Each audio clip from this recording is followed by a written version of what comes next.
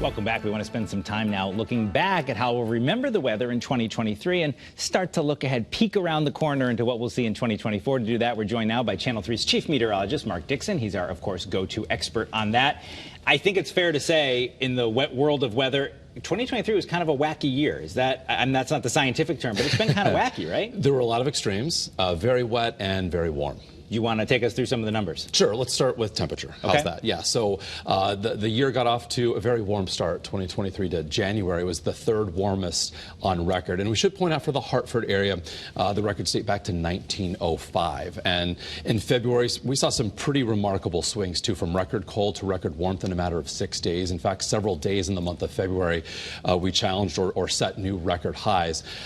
April, we hit 96 degrees on the 14th. That was an all-time record high for the month of April, and April was also the 9th warmest since records have been kept for that month. I actually remember living down on Old Lyme. I remember the day because people went to the beach. Yeah. I remember in friends April. saying we were down at the beach and you're always at the beach. Why weren't they there? So that's pretty good. In April, yeah, remarkable. July was the 6th warmest. And when it comes to heat waves, we only had 2. The second one was a little bit more extreme. We had mid-90s. And on the topic of 90-degree days, we only had 15 for the Hartford area in 2023. Just 3 years ago, we had the record highest number of 90-degree days when we hit 39. So precipitation-wise, it was very, very wet.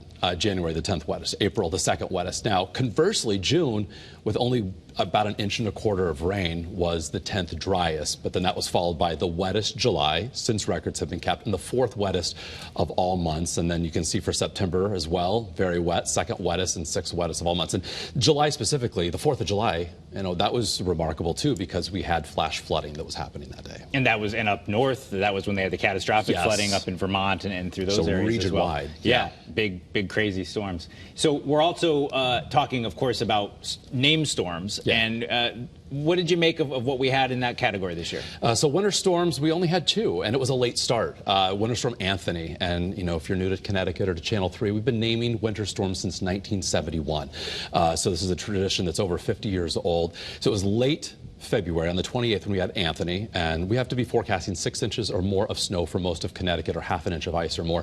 Brenda, about a couple weeks later there, March 14th.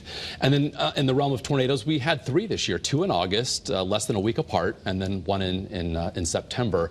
And then just broadly speaking to the hurricane season, it was fairly active. 20 named storms, 7 of those became hurricanes. Of those, 3 became major. That means category 3 or stronger. So for Connecticut, specifically to the Hartford area, we're closing out the year today. It's going to go down as one of the top 5 warmest and one of the top 5 wettest. I always used to joke doing the news with Scott in the morning. We'd be sitting here, listening to the rain on the roof during a big storm, and I used to joke, well, that's it, the drought's canceled, which of course I was just making up. But it kind of had that feel of a year where I feel like we've had much more moderate extremes. That's a weird thing to say. It wasn't a lot of little rain events. It was a lot of clusters of big monsters. Yeah. So lots of flood warnings, flood watches that were issued. It wasn't just a rainy day. It was all like craziness. It was an extreme. Yeah. That was kind of the theme in the weather department. Yeah, and with those warmer than normal temperatures, it wasn't a very snowy year. We actually had just around 2 feet of snow measured for the Hartford area last season. So here's the average breakdown by month.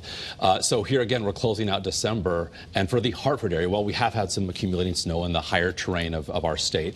We're standing at about a 1-foot deficit for snow to date for this season. We're heading into some of the snowier months, January and February, averaging over 14 inches. So annually for the Hartford area, just shy of 52 inches. The last winter where we had snowfall that was above average was the winter of 16 and 17. And you said the first named storm being in February, so we really pushed it out. And that kind of led to those numbers. Yeah, so we could, again, see maybe a late start to this winter. The Climate Prediction Center just coming out recently with their January outlook. Precipitation-wise, you don't see those shades of brown or orange or shades of green. So we're in the equal chances of seeing above or below average precipitation.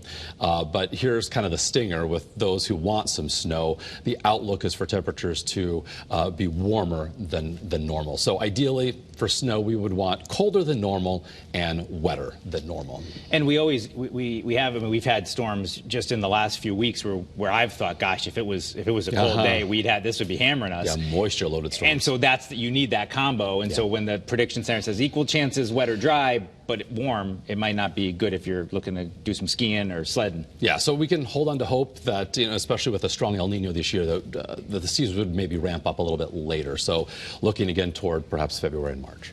And I told you I was going to ask you for a bold prediction. I know it's in your nature to look at things 7 days ahead. You've got a whole brand for that. But can you give us something looking ahead to the year 2024 in the weather world? What's your prediction? I think it's fair to say more extremes. We've got 4 seasons here in Connecticut, and we will, get to enjoy those, but also see the extremes that each one of them brings. So, while it has been warmer than normal, we will also still get those shots of colder air. Doesn't mean that they're not going to happen. So, I would say more extremes probably on all fronts. All right, and we saw 96 in April. We saw crazy rains in July. Then you're talking about snow. Now it's all over the place in 23, and we'll just roll that right into 24. And we will be here getting you through each and every event, every week, every month, every storm.